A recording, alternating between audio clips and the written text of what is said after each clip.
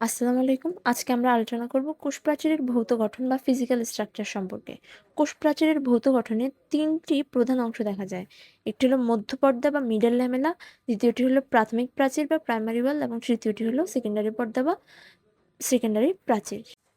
এখন আমরা মধ্যপর্দার গঠন নিয়ে আলোচনা করব। তো মধ্যপর্দা হচ্ছে কোষ প্রাচীরের সবচেয়ে বাইরের স্তর। কিভাবে? আমরা যদি এই ছবিটার দিকে তাকাই, এখানে এটি হচ্ছে একটা সেল বা কোষ, এটি হচ্ছে আরেকটি সেল এবং দুইটা কোষকে হচ্ছে সংযোগ করছে এই যে কালো অংশটা, এর নামই হচ্ছে মধ্যপর্দা বা মিডল ল্যামেলা। তাহলে আমরা যদি একটা কোষের বাইরের থেকে চিন্তা করি, তাহলে সবচেয়ে বাইরের স্তরটা কিন্তু হচ্ছে মধ্যপর্দা। মধ্যপর্দা হচ্ছে কোষ বিভাজনের টেলোফেজ পর্যায়ে গঠিত হয় এবং মধ্যপর্দার মূল উপাদান হচ্ছে ক্যালসিয়াম পেকটেট। মধ্যপর্দা মূলত সাইটোপ্লাজম থেকে আসা ফ্রাগমোপ্লাস্ট এবং গোলগি বডি থেকে আসা পেকটিন জাতীয় কিছু ভেসিকল নিয়ে আসলে গঠিত হয় এবং এখানে মূল উপাদানটা হচ্ছে ক্যালসিয়াম পেকটেট এবং ম্যাগনেসিয়াম পেকটেট।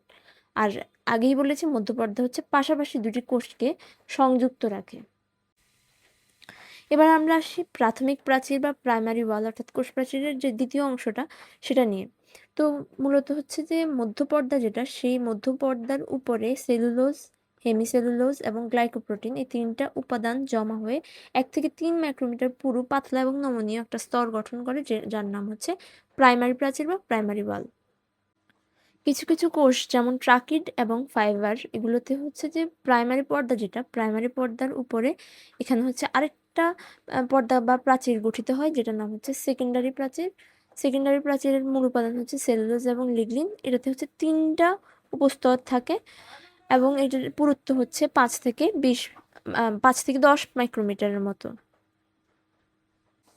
তবে একটি গুরুত্বপূর্ণ বিষয় হচ্ছে ভাজক কোষ এবং অধিক মাত্রায় যে বিপাকীয় কোষগুলো থাকে, সেগুলোতে কিন্তু হচ্ছে সেকেন্ডারি প্রাচীরটা থাকে না, শুধু প্রাইমারি প্রাচীর থাকে।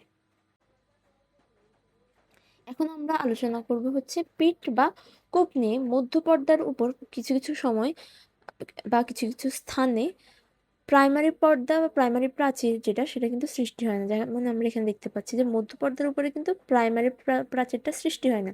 এই যে এই স্থানগুলো, এই জায়গাগুলোর নামই হচ্ছে পিট। এবং মধ্যপর্দাকে বলা হয় পিট মেমব্রেন, কারণ হচ্ছে আমরা দেখতে পাচ্ছি যে পিট বা কূপ যে অঞ্চলটা, সেখানে কিন্তু শুধুমাত্র মধ্যপর্দা থাকে, আর কোনো কিছু থাকে না, এই জন্য মধ্যপর্দাকে পিট মেমব্রেনও বলা হয়। আর এই যে পিট যে অংশটা, সেখানে কিন্তু হচ্ছে কিছু সূক্ষ্ম না- নালী থাকে, যেগুলোর মাধ্যমে পাশাপাশি দুটি কোষের মধ্যে হচ্ছে আণুবীক্ষণিক নালী থাকে এই পিট অংশটাতে, এবং আণুবীক্ষণিক নালীগুলোর মাধ্যমে হচ্ছে দুইটা কোষের মধ্যে যোগাযোগ বা বিভিন্ন পদার্থের পরিবহন সম্পন্ন হয়। আর এই নালীটার নাম হচ্ছে প্লাজমোডেজমাটা।